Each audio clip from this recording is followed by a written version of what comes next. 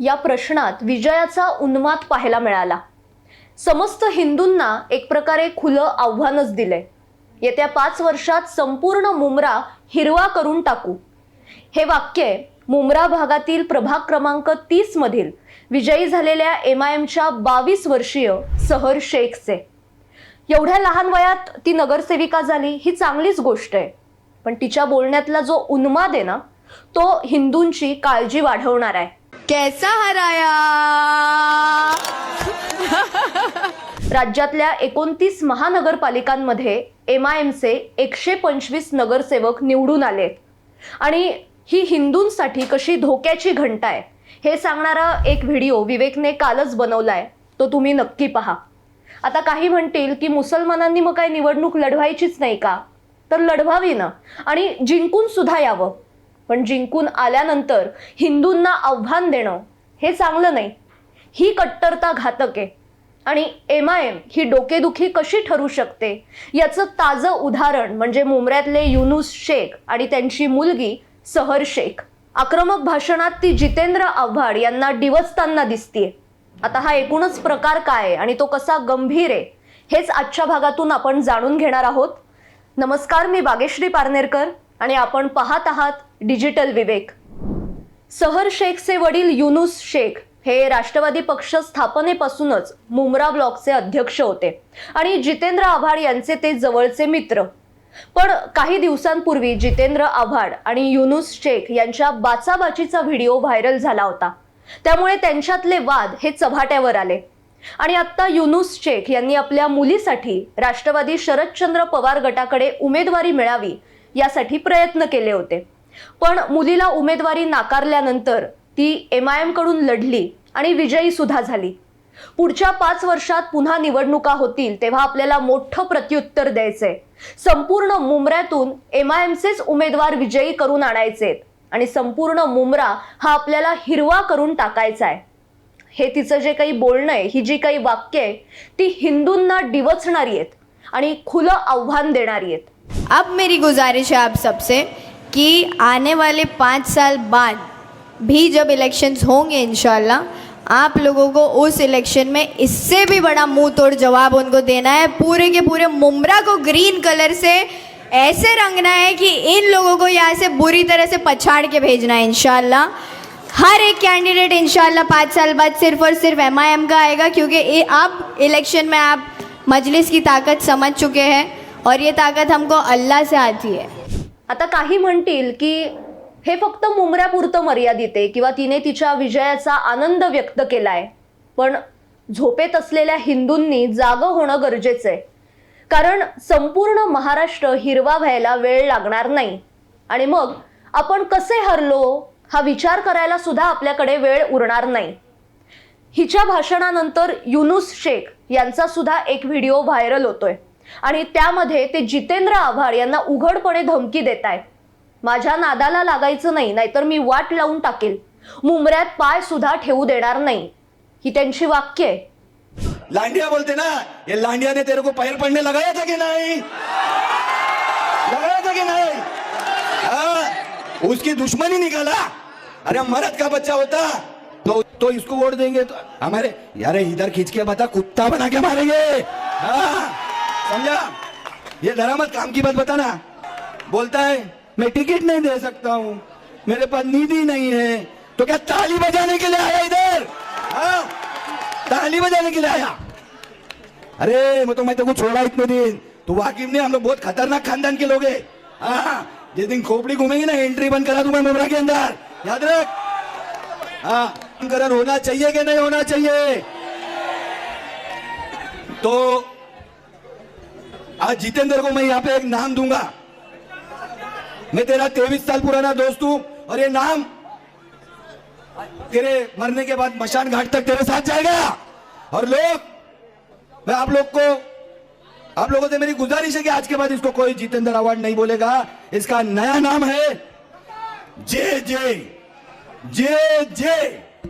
पूछेंगे नहीं क्या जे जे, क्या जे जे? झूठा जितेंद्र, ये झूठा मुंब्रा में जब MIM के कैंडिडेट है उनको जीता के लाओ, और ये तुतारी की मुतारी बना लो सालों की।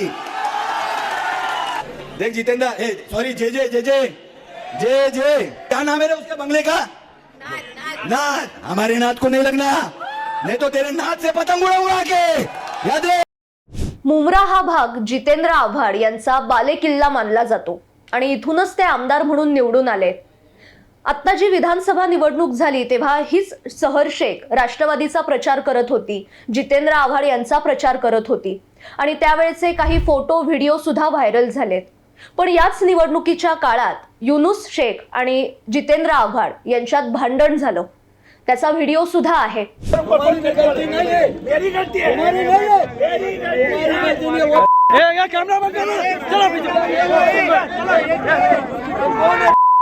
ये लोग कौन है और मैं कौन हूँ? मैं कौन हूँ? मेरे लिए छुपेटना भाई। मैं कौन हूँ? मैं मेरे लिए छुपेटना भाई। जितेंद्र आव्हाड या व्हिडिओमध्ये अगदी काकुळतीला येऊन युनुस शेख यांच्याशी संवाद साधताना दिसतायत, पण युनुस शेख हे डोळे वटारून जितेंद्र आव्हाड यांना धमकी देतायत, शिव्या देतायत। खरं म्हणजे जितेंद्र आव्हाड हे धर्माने हिंदू, पण मतांसाठी, सत्तेसाठी त्यांनी मुस्लिमांना जवळ केलं आणि हिंदूंना दूर केलं। वेळप्रसंगी हिंदूंचा अपमान सुद्धा केला। या संविधानाने त्याला एक ठेवलेला आहे आणि त्यामुळे गीतेच्या आधारावरती जर राजकारण करत असतील तर त्यांच्यापेक्षा जास्त गीता मला तोंडपाठ आहे। यदा यदासी धर्मस्य ग्लानिर्भवति भारत, अख्खी गीता तोंडपाठ म्हणण्याचा शक्ती आणि तेवढं आम्हाला पण शिकवलंय आमच्या आई वडिलांनी।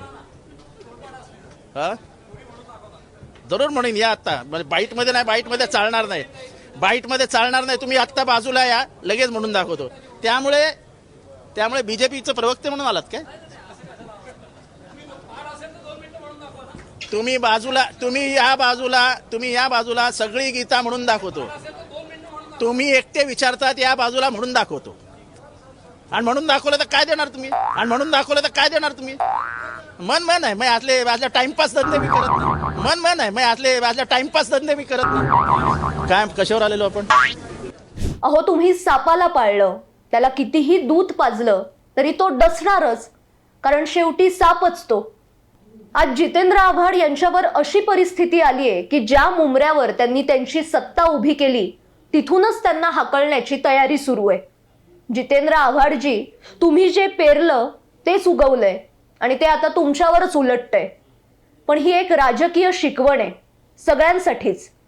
आज ही वेळ जितेंद्र आव्हाड यांच्यावर आलीये, पण ज्या ज्या नेत्यांनी मतांसाठी, सत्तेसाठी मुस्लिमांचं लांगुलचालन केलंय त्यांच्यावर आज ना उद्या हीच वेळ येणार आहे।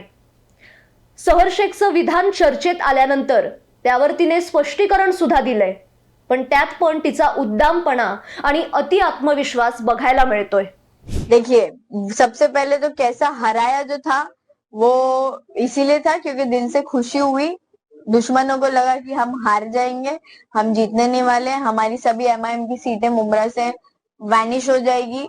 लेकिन जबकि हमने कैंपेनिंग जिस तरीके से प्लान करी थी वो कैंपेनिंग को एग्जीक्यूट किया गया। एग्जीक्यूशन के बाद जब रिजल्ट आता है और आपका जैसा प्लान हुआ होता है उस तरीके से अगर आपको आपका रिजल्ट मिलता है तो बहुत दिल से खुशी होती है।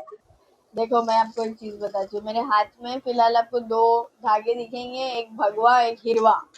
अब मेरी पार्टी का झंडा हिरवा है, भगवा होता तो मैं बोलती कि मुंब्रा को भगवा कलर से रंगना है, बट वो नहीं है। अगर वो होता, रेड होता, ऑरेंज होता, येलो होता तो उस पर बात की जाती। ग्रीन कलर का झंडा है तो ग्रीन कलर से रंगना है। आता या व्हिडिओमध्ये तिने हातावरचा भगवा धागा दाखवलाय, म्हणजे मूळ व्हिडिओत तर तो काही दिसत नव्हता आणि ती असं म्हणतीये की आमच्या पक्षाचा झेंडा हिरवा आहे म्हणून मी हिरवा बोलले, तो जर भगवा असता तर मी भगवा बोलले असते।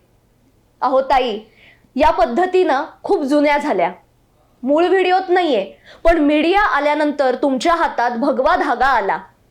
किती वेड्यात काढणार जनतेला। कोणत्याही पक्षात तरुणांची संख्या वाढणं किंवा ते निवडून येणं ही चांगली गोष्ट आहे, पण निवडून आल्यानंतर इतर पक्षाला दुश्मन किंवा शत्रू म्हणून संबोधणं, त्यांना डिवचणं, उघडपणे त्यांना आव्हान देणं ही कट्टरता घातक आहे। मुळात त्यांच्याकडे लहानपणापासून हीच कट्टरता शिकवली जाते। हिंदू म्हणजे आपण त्यांच्यासाठी काफिर आहोत, आपण शत्रू आहोत, मग वेगळं ते काय बोलणार? म्हणजे मुस्लिमांना विरोध नाहीये, पण ही कट्टरता, जिहादी मानसिकता घातक आहे आणि ही कट्टरता जर सत्तेत यायला लागली तर मग सगळंच अवघड आहे. जिथे पर्याय नाही तिथे मुसलमान फतवा काढून नियोजनबद्ध पद्धतीने काँग्रेसला एक गठ्ठा मतदान करतात.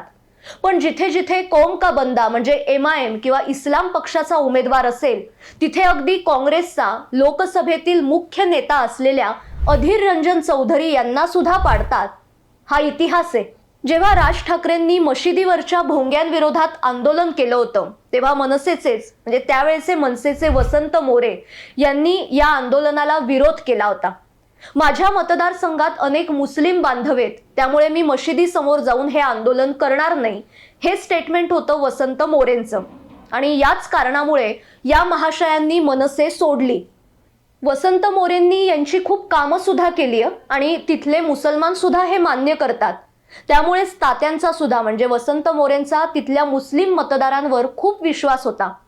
पण जेव्हा तिथल्या मुसलमानांना MIMचा पर्याय दिसला तेव्हा वसंत मोरेंनी केलेली सगळी कामं हे शांतीदूत विसरून गेले आणि वसंत मोरेंसकट त्यांच्या मुलाला सुद्धा पराभूत केलं. आणि या जितुद्दीन महाशयांबद्दल तर काय बोलायचं. मुस्लिमांना खुश करण्यासाठी त्यांनी आपल्या इतिहासाची अक्षरशः मोडतोड केली. आपल्या हिंदूंचा वारंवार अपमान केला. संपूर्ण मुंब्रा परिसर जितेंद्र आव्हाड यांनी अनधिकृतपणे वसवलाय. आज आव्हाडांच्याच बालेकिल्ल्यात त्यांनीच आणलेल्या, त्यांनी आश्रय दिलेल्या मतदारांनी MIMचे सगळे उमेदवार निवडून आणले. जितेंद्र आव्हाड यांच्यासाठी हा एक मोठा हादरा आहे, मोठा धक्का आहे. इतिहास आपल्याला वारंवार एक धडा शिकवत असतो, पण त्या इतिहासाकडे दुर्लक्ष केलं तर त्याची पुनरावृत्ती होते. मतांसाठी ओळख विकणारा नेता शेवटी स्वतःचीच ओळख गमावतो. आता या सगळ्यातून जितेंद्र आव्हाड काहीतरी शिकतील, त्यांचे डोळे उघडतील ही अपेक्षा आहे. नितेश राणे, सुजय विखे पाटील, संग्राम जगताप, महेश लांडगे यांना सुद्धा उपरती झालीये. म्हणूनच त्यांनी ज्वलंत हिंदुत्वाची मशाल हाती घेतलीये. बटेंगे तो कटेंगे हा नुसता नारा नाहीये, तर ते एक भीषण वास्तव आहे. हे आता तरी लक्षात घ्या. आजच्या भागात इथेच थांबते, पण याविषयी तुम्हाला काय वाटतंय ते नक्की कळवा. आणि अशाच महत्त्वाच्या विषयांसह आपण पुन्हा भेटणार आहोत. त्यासाठी साप्ताहिक विवेकच्या YouTube चॅनलला आजच सबस्क्राईब करा. धन्यवाद.